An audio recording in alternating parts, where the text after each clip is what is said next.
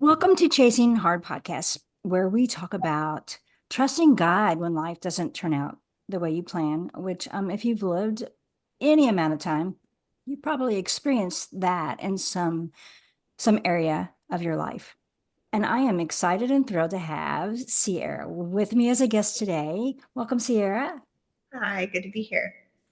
So Ciarra and I work at the same place, and she shared her story with the host staff back in November. And I was that was touched. Quite frankly, I was touched by your story and knew that you understand what it's like to navigate the journey of trusting God when things don't turn out the way you plan, and even sharing how God wasn't a part of that right for some time, because hey, we get mad at God.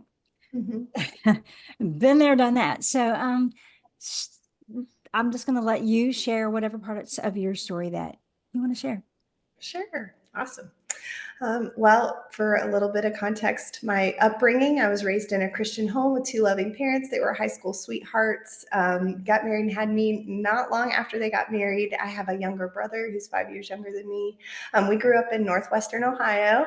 I was a homeschooled kid all the way through, so I had quite a unique upbringing, but I knew how to live by foundational truths of Scripture. My parents were very dedicated to that. They worked really hard to give us good, model good things like reading our Bibles and spending time in the Word, Mm. prayer in church. We spent so much time. I think I was in church almost every time the doors were open. Yeah. if Yeah. I'm Yes, we grew up in kind of a smaller town, so I was in a smaller church where everybody knew everybody, which was good, but it also kind of had its pitfalls because I really couldn't mess up. Right. That was kind of tough. I learned that early on that trying to keep up appearances, keep up approval, getting approval Yeah. from people just really fed into a lot of the holes that I think I had in my heart from a young age. And so that kind of followed me through most of my life, moving into being a teenager and all of the emotions that come with that. I know that I had a real big hole trying to find validation and worth Mhm. in places that maybe I didn't get it growing up, not by anybody's Right. malicious intent, but Right. just you only know what. Just because parents aren't perfect and we don't do everything perfectly. And thank goodness, I mean, I'm so thankful that now, God's given me such a good perspective as a parent Yeah. myself. Yes. That I'm like, oh, I'm so glad for grace. I need to extend Yes. that and remember that when I'm Yeah. processing things from my childhood. Um, yeah, so in high school, we left Ohio and moved to Kentucky, to Louisville, and came to go to Southeast Christian Church. Mhm. My parents loved it. They bought into everything about it. They were thrilled with being fed and the mission and the vision of that church. Mhm. And so we uprooted and moved, which was Mhm. hard. Mhm. And at that age, I was a junior, and all of my Wow. hair, all of my family, everything I had known, Yeah. and I kind of had established kind of my spot in my little Sure. hometown. So it's hard to leave. Um, but coming to Louisville, I know God had that planned from a long time ago, way before I even understood what life was all about. Right. He knew what my plan would be. So it was hard, but it was good. I learned some really tough lessons in that season of my life, but I also was still kind of wrestling with trying to be validated as a person, be Mhm. validated that I had worth and I was worth loving. And unfortunately, I looked for that in places where, well, I looked for it in any boyfriend. I was Right. searching for the classic romantic happily ever after. Yep. So every relationship that I approached, I really did approach it with, I'm going to marry this guy. Mm-hmm. We're going to get married and I'm going to have babies and I'm going to be a Gonna be mama. happy. Yes, everything's going to work out, It's gonna right? be great. Yes. Yeah. Yeah. So my heart was good, but I also, did not walk with the Lord in discerning through those things. Right. And so I just was very sure that I would get that feeling, that Mm-hmm. loved feeling that I know that I deserved, Right. but somehow didn't. see that the Lord was trying to chase after me first. Right, right. And I like that perspective as a young person because I mean, hey, your brain isn't even fully developed. So you know things, but it's hard to like work them out and carry them out. And you know your heart's after God, and you know you want these things, these God-given desires. But how to navigate those, how to follow after God, be pure after God, be following him and putting that together with everyday life and people, it's hard to do.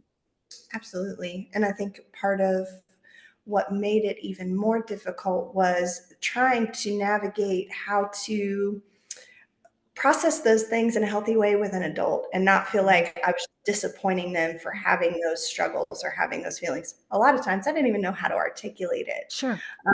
So that was a period where I was so grateful for the people that I had in my life, but I was also kind of looking back, going, "Oh, I really just wish I had been more willing to open up my heart and be more vulnerable." Which I think Yeah.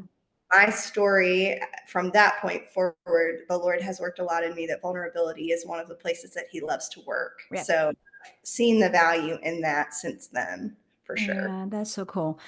And just listening to you right now, for one thing, I had forgotten that you were homeschooled. I homeschooled all three of my kids all the way through school. And they turned out relatively well. Not sure they always liked it. Not sure I always liked it. It was kind of hard work. But I forgot we had that in common from different perspectives. Yeah. Um, and then I totally forgot the other thing that I was going to say. So go ahead. Oh, no, you're good. It'll come back. Well, I love that. I would love at some point to know like the ages and where they're at because Sure. that's so awesome. I've tried to homeschool my two older kiddos and realized, God gifted my mom pretty uniquely, and I did not get those gifts. Yeah. So we did not Yeah. follow after that. But I'm just so grateful for that foundation. It was Mm. one of the best, like one of the highlights of my childhood for Well, sure. good. Well, Yeah. good. That is a cool thing. So, shoot, I wish I would remember what I was going to say. But also, what I like about your story is, and hearing, just kind of jumping forward, um, because of the hard things that we go through, like God's so like he's not put off. He's not he doesn't turn away from us. We I have cursed him and dared him to strike me dead. Like Mhm. he loved me. I mean, he's probably up there laughing, but he loved me. He was there for me to get through whatever it was that I was going through. And still there for me. And then take the mess that I have made of my life, and I just remember what I was going to say, and turn it into something good. Mhm. Here's the thing about being young that we don't understand until we're older. Like the decisions and choices that we're making and we make when we're young, we don't realize the impact that they're going to have later. I was just trying to survive my tumultuous teenage years or whatever. I didn't know that the choices I made then really fed into and set me up for things and relationships to come later.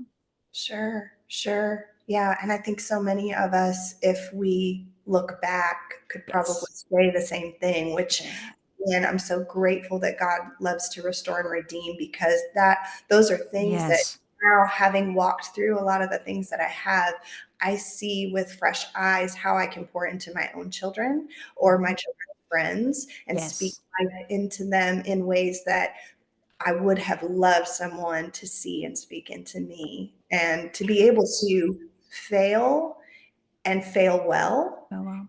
And that's not scary. That doesn't have to be scary. Right. It doesn't have to mean it's a one and done and you're, For you're sure. taking goods and there's nothing left. So that's definitely, I think the Lord walked with me in so many different ways as I realized that failing was not the end.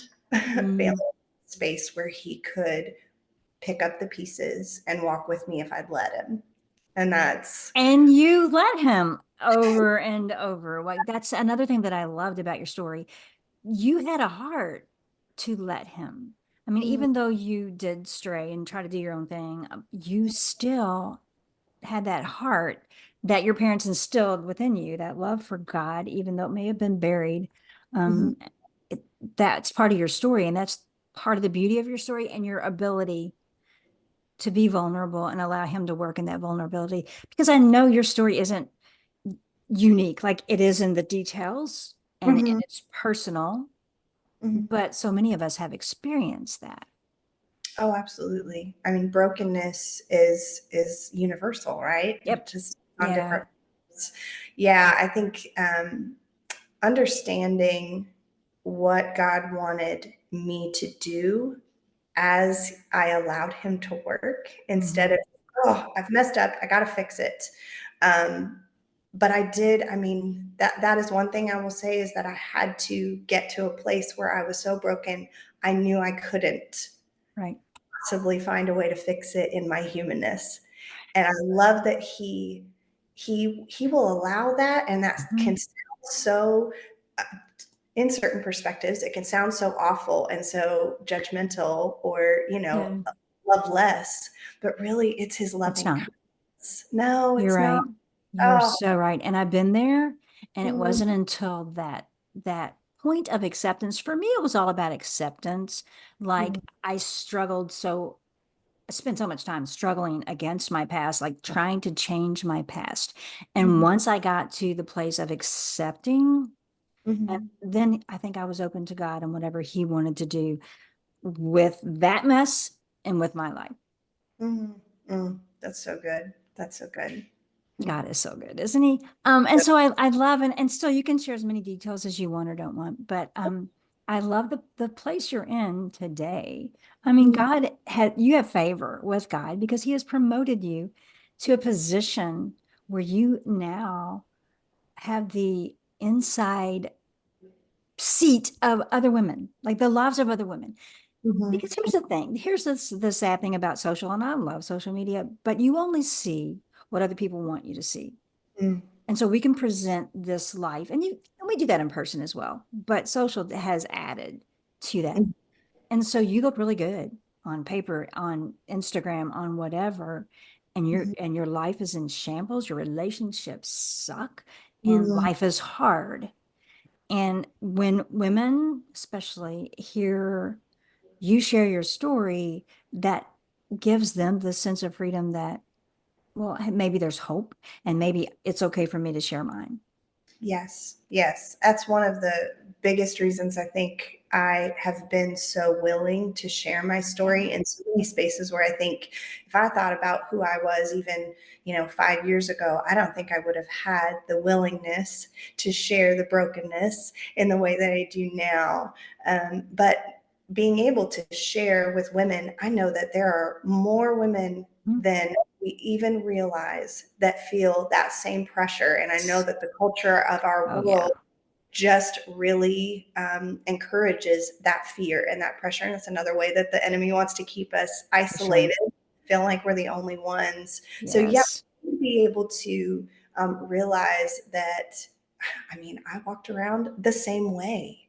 I would Mm. spend so much time putting the perfect picture, Mhm. the perfect post, the perfect Yep. moment, trying to create those moments, manufacture them, Yes. and In all. hopes that they would be real. Like, Yes, like I want it to be true. yes, I want yes. it to be true, Yeah. and I know it's out there, but the ways that we try to obtain them so often are apart from Him. Hmm. And I think that even in our churches, you see these Yes. women who are leading or women who have what look like the perfect family with the perfect little Yep. bow on top. And you feel like, well, I'm never going to get there. So I'm not even going to try to be brave and dip my toe in because I know I'll never meet Yeah. those expectations. And that is so, so sad. And that's probably one It of the is. biggest reasons that I want to advocate for women, especially, that the Lord in His grace has been willing to put me in a position where I can lead other women, that Hmm. that I want those walls broken down, For sure. those to be a place of freedom, a place of safety. That's Right. what God wants for all of us. Well, and that's one thing that drew me into your story is that we work and worship at a really big church. Like Yeah. it's a big church in itself, and then we have 14, 13 campuses or whatever. And so our staff meetings are big. And there are a lot of spiritual people. I don't want to really do that, but there Yeah. are spiritual people in there who are striving to live their lives after God. And you were willing to get on that stage and cut open your wrists and bleed in front of us. And that's a Mm. big thing. And then kudos to our church for allowing us to Mhm. do that, for allowing us to be human, for allowing us to struggle and suffer. And hopefully that is what's happening in all the churches, Yes. because we Yeah. need to be real. People want real. They are seeking God. Maybe they don't even know they're seeking God and they need God, but they want real.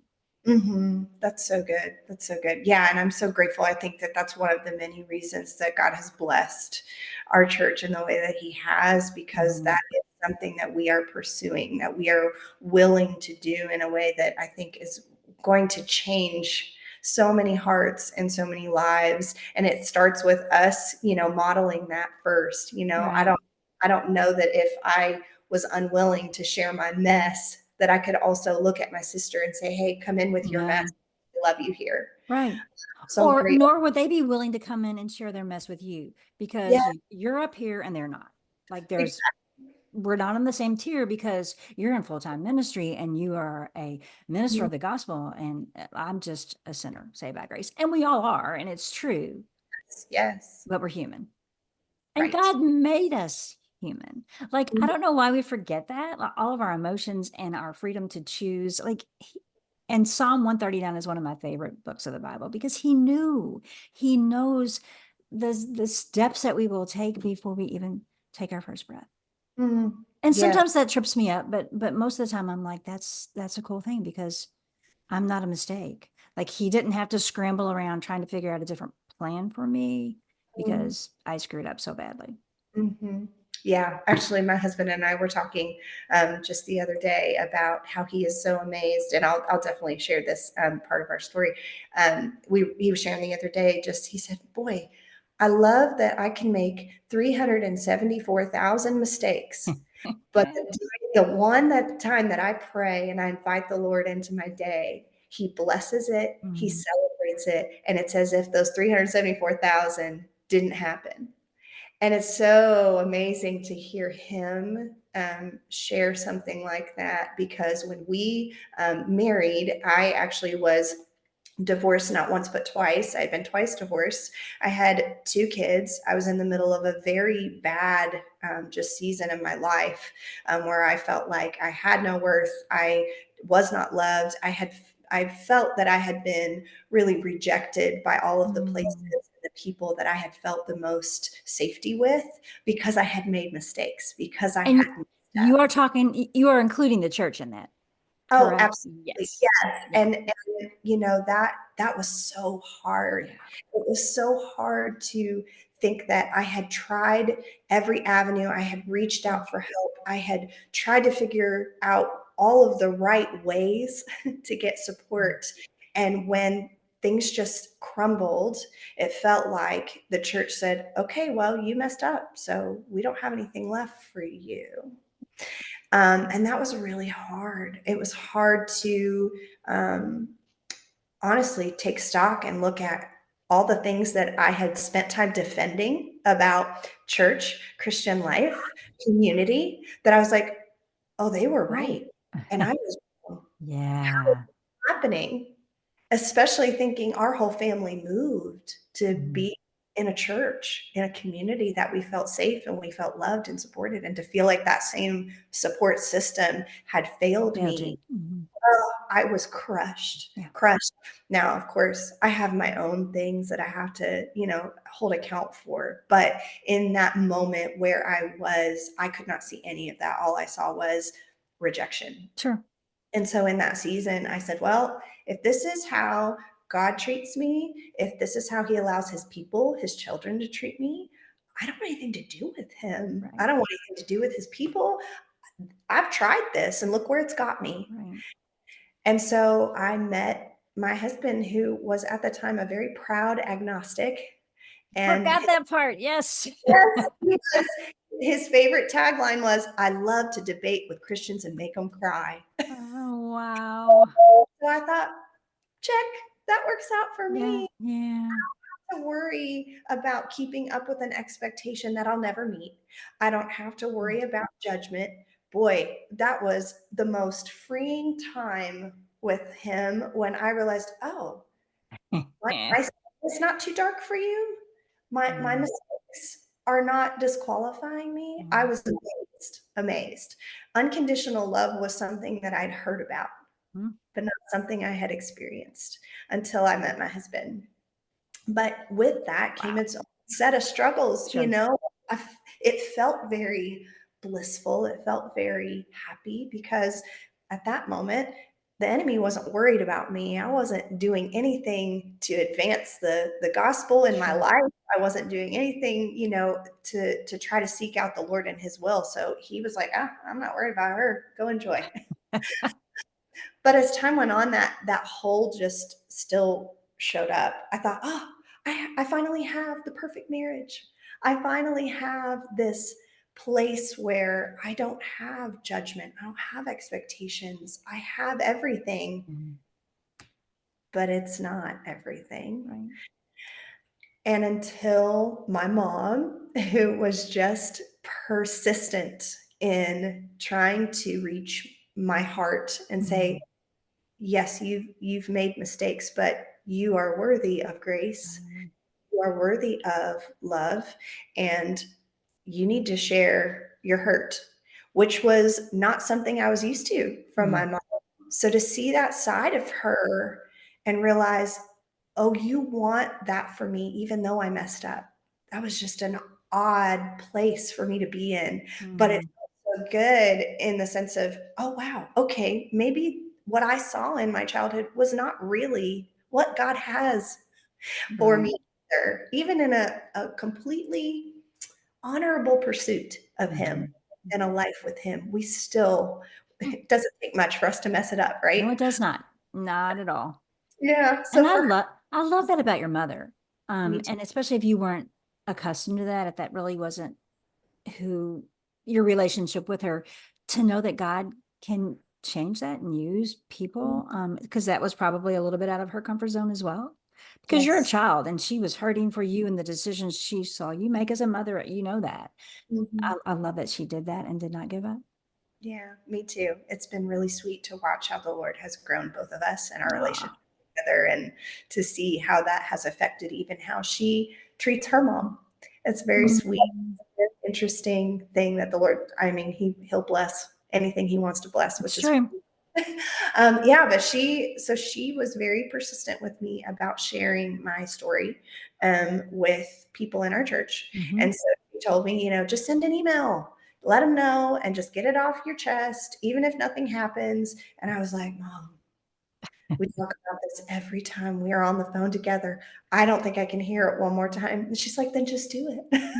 So one night I did, and really it was almost out of spite. I thought, I'm going to show her. Nobody's going to respond. Nobody's going to answer me. This is a mega church. I'm emailing the senior pastor of a mega church. This is never going to happen. And a couple weeks later, I got a phone call. And like I said, I grew up. I mean, all of my high school, the completion of my high school years were spent at Southeast. Mhm. I was in every program. I was in every, possible place I could be for a girl my age. I was there. And so Wow. I knew what the phone number of the church was. So when I got that and I saw that number pop up, I Wow. all the blood just drained from my face because I'm going, oh, Oh I gosh. Right. this. What did I do? Yes.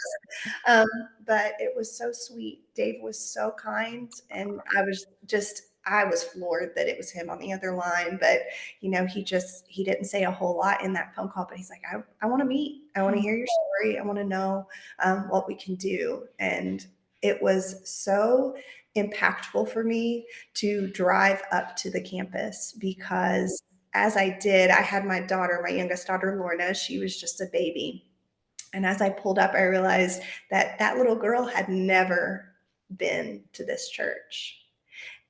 And that was a place where a lot of my life was spent. Hmm. Oh, it hit me. It hit me so hard. And I thought, okay, I'm carrying this little girl in. I have no idea what we're about to walk Wow. Yeah. into, but it was just, I remember that feeling and going, oh, okay, maybe I've missed something Wow. here. So we met and it was such a beautiful thing. I was so scared. I was so Oh, nervous, but I sure. was also, I also believed in my situation enough that I'm like, I'm gonna say everything I need to say. I'm not Good for gonna leave you. out.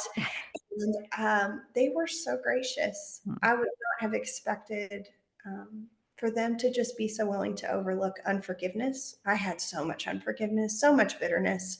I was still carrying around so much hurt, and they were so willing to show mercy and show grace. All of the Mm. biblical truths that we hope that our leaders would display, they absolutely did. That's Um, cool.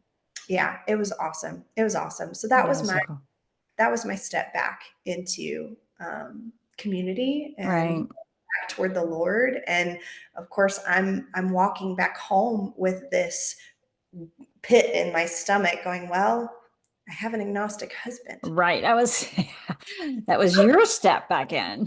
Yes, that Yeah. was mine. But yeah, Mm. so it was, man, that was, I think, the beginning of where I started to surrender and truly Mm. and allow the Lord to speak to me instead of me telling God what I needed Him to say. I love that. And again, being agnostic or even atheist doesn't phase our God at all. Mm. At all. He's not like, oh, now what are we going to do? Sierra's back, but we got that husband of hers. Love that. Yes, He's so gracious. And honestly, that was probably one of the scariest things for me because I was a homeschool kid. I grew up in a Mm. Christian bubble. I was never really forced to defend my faith. Mm.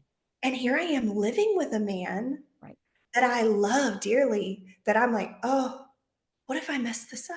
right, right. And God was so good. He just was like, you won't.